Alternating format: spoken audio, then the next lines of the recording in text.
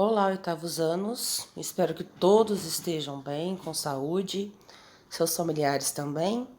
Aqui é a professora Luciana. Vamos começar a nossa aula 8 e o tema de hoje é o Império Napoleônico. Vocês já viram falar de Napoleão Bonaparte? É uma figura bem controversa, bem polêmica. Uns amam, outros odeiam, tá?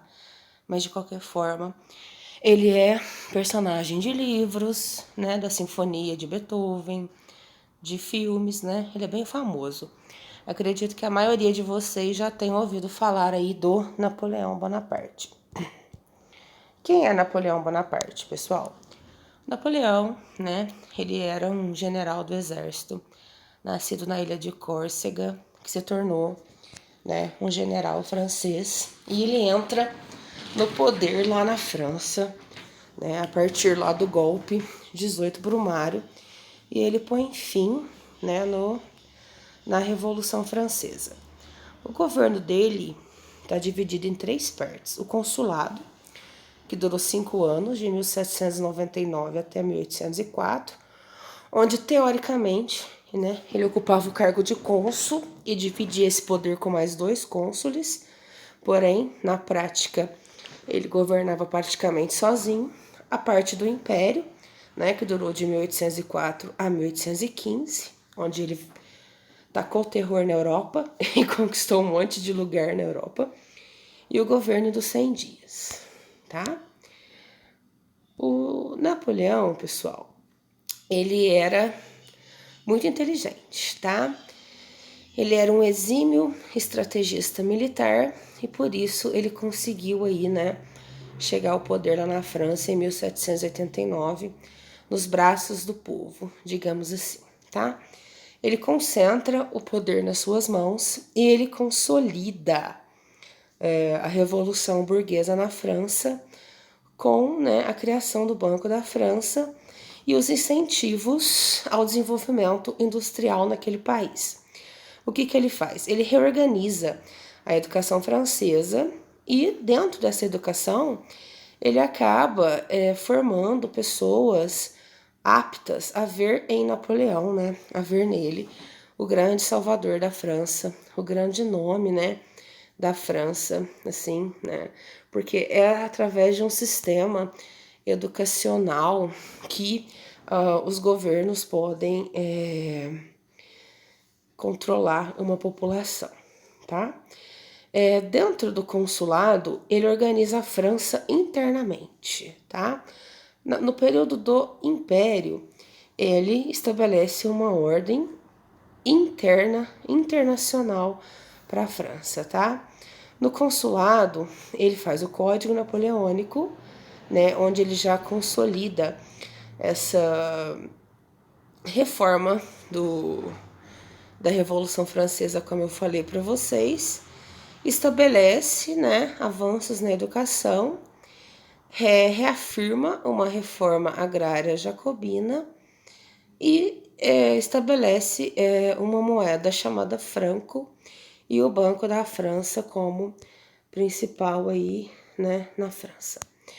O Código Civil Napoleônico, pessoal, que inclusive é inspiração para o Código Civil Brasileiro, em vigor até hoje, ele é baseado no direito romano e ele dá aos burgueses, né, o direito de propriedade. Por isso que eu disse para vocês que o Napoleão, apesar de concentrar os poderes na mão dele, ele consolida aí, né, a revolução burguesa dentro da França.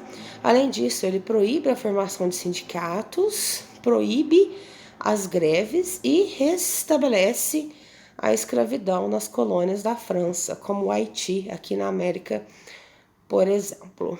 Ok? Pessoal, o Napoleão, né, ele exerce o cargo dentro do consulado de primeiro cônsul na teoria. Só que na prática ele governava, né, praticamente sozinho, certo? E ele é transformado em cônsul vitalício. O que é cônsul vitalício? Que tem esse cargo para a vida inteira. Só que em 1803 ele dá um golpe e no ano seguinte Em 1804, ele mesmo, né, se torna imperador da França. Ele nem espera, né, o Papa chegar lá na França. Ele mesmo, né, se intitula imperador francês. O que acontece, né, durante esse período aí de governo napoleônico? Aqui nós temos a França em 1792, tá? Em laranja. Em vermelho, nós temos os estados anexados por Napoleão, ou seja, né, os estados que o Napoleão conquistou.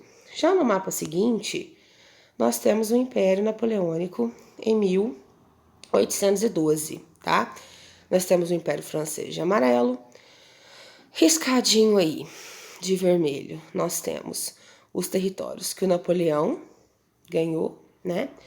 De rosa, os aliados, e os de roxo, os inimigos da França. O que acontece, pessoal?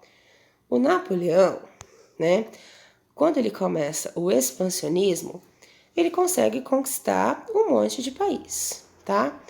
Como ele não consegue conquistar a Inglaterra, ele decreta, né, em 1806, já no dentro do período do Império Napoleônico, ele decreta o bloqueio continental. O que foi o bloqueio continental? Bom, ele pensou da seguinte forma: se eu não consigo ganhar da Inglaterra militarmente, porque, galera, a Inglaterra, a Grã-Bretanha, ela é uma ilha, tá? Então a Grã-Bretanha, ela tem uma marinha muito poderosa.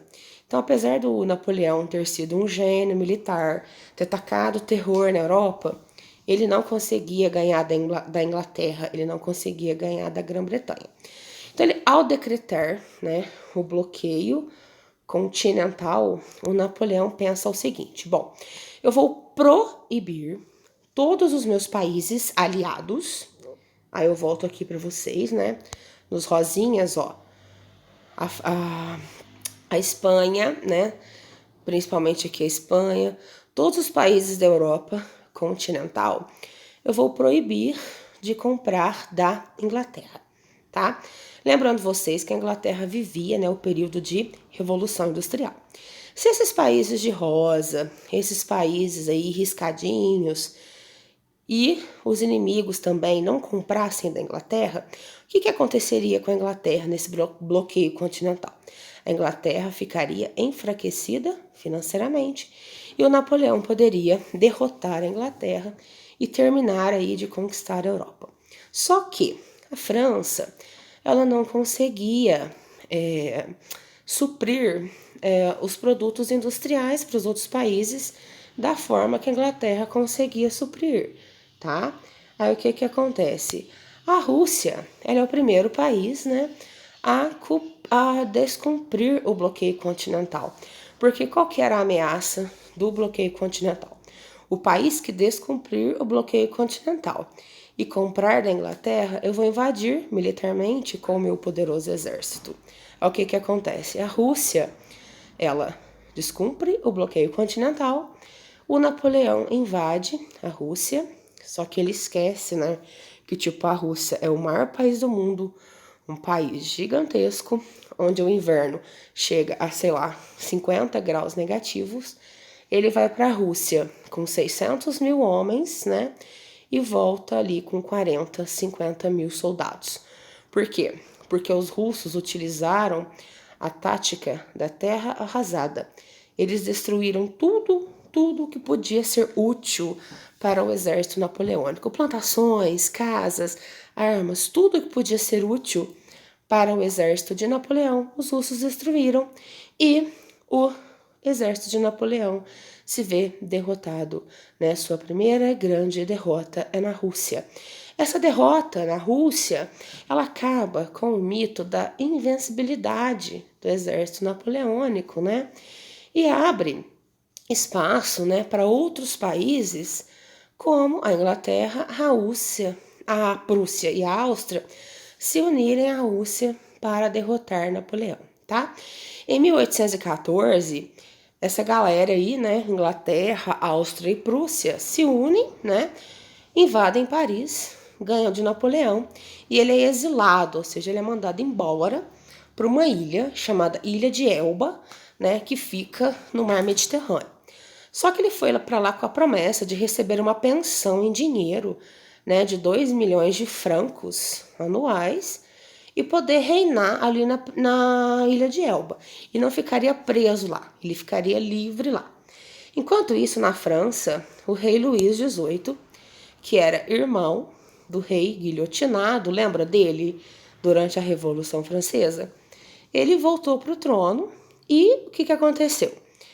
Os países, né, a Áustria, a Prússia, a Rússia e a Grã-Bretanha, se reúnem, né, em Viena, que é a capital da Áustria, do Congresso de Viena, com o objetivo de reorganizar a Europa, tentar colocar novamente as famílias, as dinastias destronadas nos tronos, né, que foram tirados do poder, ampliar o Império Inglês, né, o Império Britânico novamente e remanejar o mapa europeu, ou seja, devolver aqueles territórios que o Napoleão tinha ganhado. Para tanto, eles formaram a Santa Aliança para combater esses governos liberais, esses movimentos liberais que tinham nascido com a Revolução Francesa e a Revolução Nacionalista. Só que ao mesmo tempo, pessoal, a França ela não cumpre, né, com a promessa, não paga a pensão lá para o Napoleão, tá? E o que ele faz? Ele reúne lá uns homens lá na Ilha de Elba, volta para a França e governa novamente a França por 100 dias, onde ele é aclamado pela população, tá? Ele consegue se escapar lá da Ilha de Elba, volta para a França, tira o rei Luís XVIII do poder e consegue governar por 100 dias novamente. Só que a Santa Aliança tira ele do poder, exila ele lá na ilha de Santa Helena, uma ilha mais longe, onde ele vem morrer, né, a falecer em 1821, provavelmente de tuberculose, certo? O mapa da Europa, após o Congresso de Viena, em 1815, fica desta forma, tá? O Império Francês é desmantelado, né, com a derrota e morte de Napoleão, volta a ser o Reino da França. A Inglaterra sai mais forte do que nunca. Nisso, o Napoleão, né, o bloqueio continental, teve consequências muito importantes para o Brasil, porque Portugal quebra o bloqueio, Napoleão ameaça invadir Portugal, o rei de Portugal, Dom João VI, ao invés dele ficar em Portugal e enfrentar as consequências contra a Inglaterra e o Napoleão, ele vem e foge para o Brasil, tá? Dando início a um período, né, da nossa história que vai culminar na nossa independência, que nós vamos ver em nossas próximas aulas. Então é isso, pessoal. O Napoleão, ele pretendia, né, montar um super mega power império, tacou o terror na Europa, mas foi derrotado aí com a liderança da Inglaterra, que reforça o seu poder na Europa aí com a derrota dele em 1815. Dúvidas? Estaremos no plantão na quinta-feira, meus amores. Um abraço.